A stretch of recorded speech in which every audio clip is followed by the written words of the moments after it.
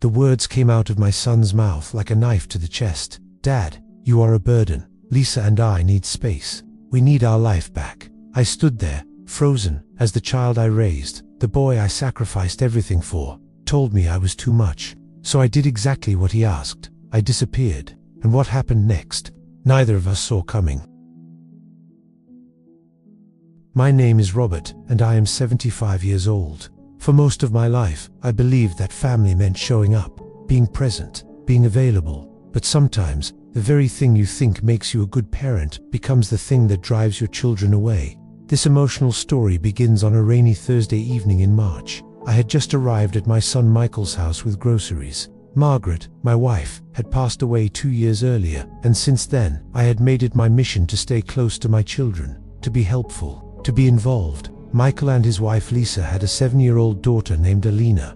I adored that little girl, and I thought, I truly believed, that spending time with them, helping out, being there for Alina, was what a good grandfather did. But that evening, when I walked through the door with bags of groceries, I immediately sensed tension. Lisa barely looked at me. "Robert, we were not expecting you." "I know, I just thought I would bring some things over.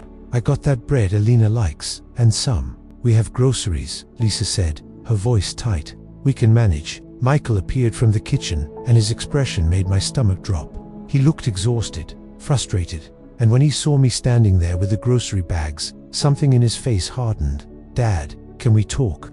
Outside, my heart started pounding. I followed him onto the front porch. The rain was coming down steadily, and the sound filled the silence between us. "Dad," Michael began, running his hand through his hair. "We need to talk about boundaries." "Boundaries," I repeated, confused. "You are here all the time, multiple times a week. You drop by unannounced. You offer help we did not ask for. You question how we are raising Alina.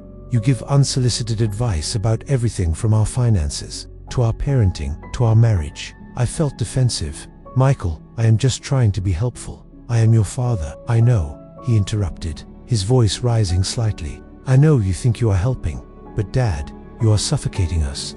Lisa and I feel like we cannot make a single decision without you weighing in.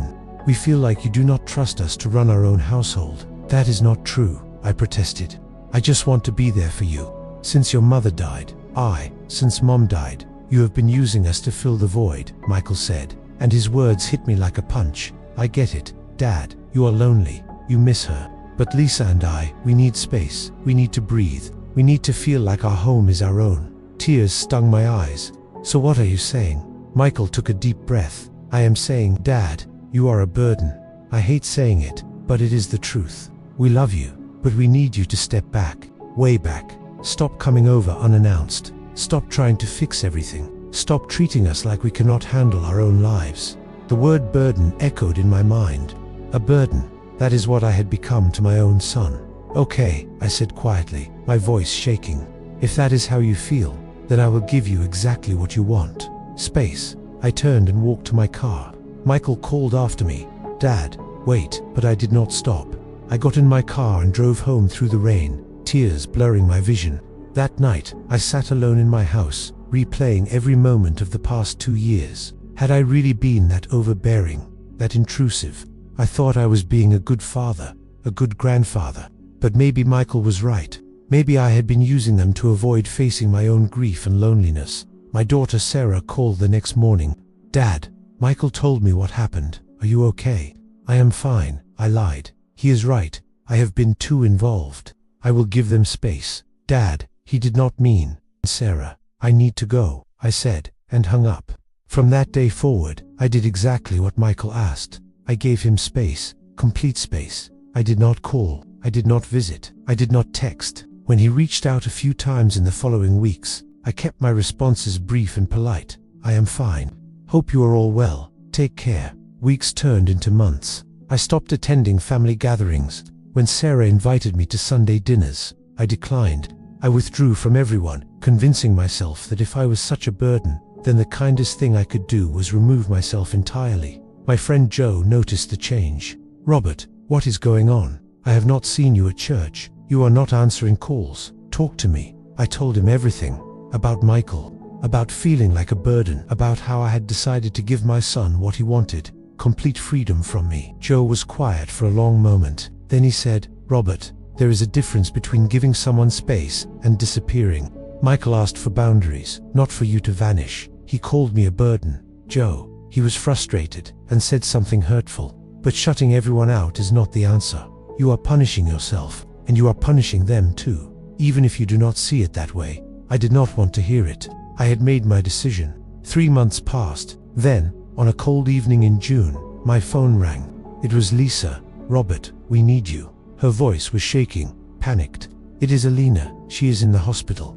She had an accident at school, fell from the playground equipment. She has a concussion and a broken arm.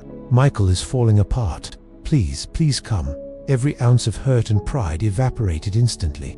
"I will be there in 20 minutes. When I arrived at the hospital, I found Michael in the waiting room, his face pale, his hands trembling. The moment he saw me, he broke down. "Dad, I am so sorry. I am so sorry." He collapsed into my arms, sobbing. "I did not mean it. I did not mean you were a burden. I was stressed and overwhelmed, and I said something terrible. And then you disappeared, and I thought I had lost you. I thought you hated me." I held my son while he cried, just like I had when he was a little boy. "Michael, I could never hate you. Never. I needed you these past 3 months," he said, his voice breaking. "I needed my dad, and you were not there. I know I pushed you away, but I did not want you gone. I just wanted balance." Lisa appeared, her eyes red from crying. "Robert, I am sorry too. We were wrong. Yes, we needed some boundaries, but we also needed you. Alina has been asking for you constantly. She misses her grandpa, and so do we." This family drama story had reached its breaking point, the moment when pain and pride collide with love and regret. "Where is she?" I asked. "Where is Alina?" "She is asking for you," Lisa said. "She will not stop crying. She keeps saying she wants grandpa." I went into the hospital room, and there was my sweet granddaughter, her little arm in a cast, tears streaming down her face. When she saw me, her eyes lit up. "Grandpa," she cried, "you came.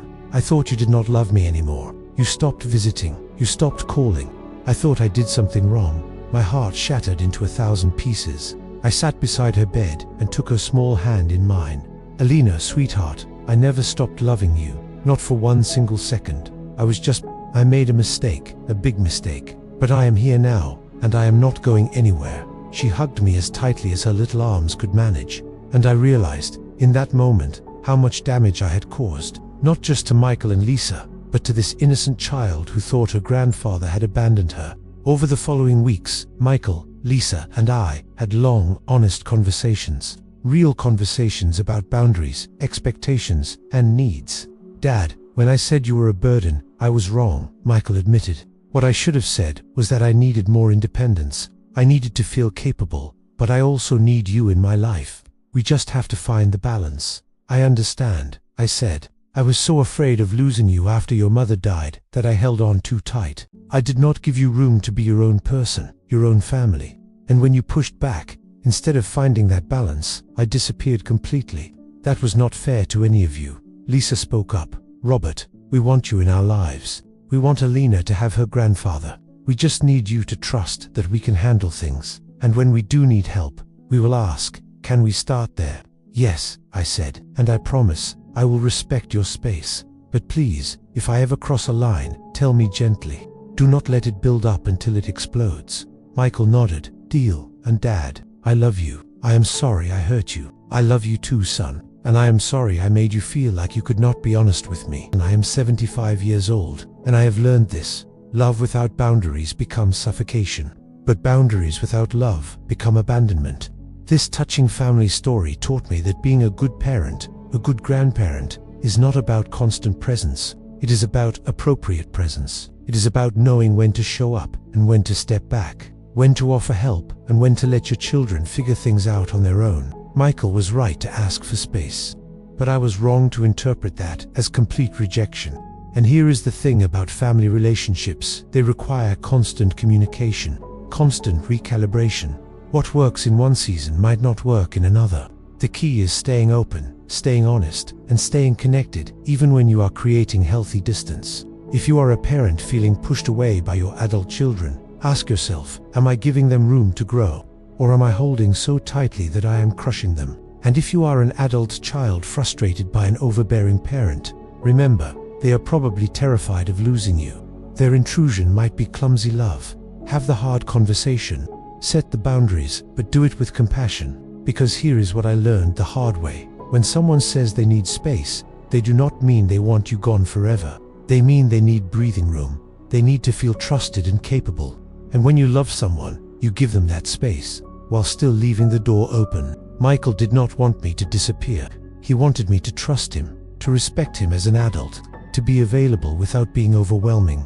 That is the balance I failed to find, and it almost cost me everything. This relatable, real-life story is about heartbreak and healing, about learning that sometimes the greatest act of love is loosening your grip, not letting go entirely, but holding on with an open hand instead of a clenched fist. I almost lost my son, my daughter-in-law, and my precious granddaughter because I could not tell the difference between space and separation. Do not make the same mistake I did. Stay close, but give room to breathe.